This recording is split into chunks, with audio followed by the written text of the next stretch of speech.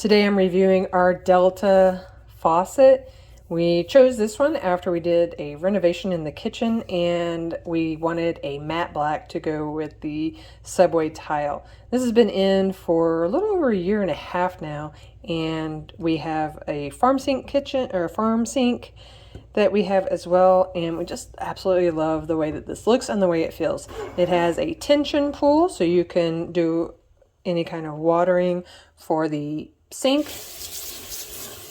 And for us, we also, if we have something that we need to fill the water on the stove, maybe empty or a pan that needs to soak for a little bit, we can actually reach it and fill that up as well. And then it goes back in just nice and snug. It has two different settings. You have this one, and then you have this one. You can see that we tend to just use this one because that's just the one that we prefer. But you also have this type of water flow as well.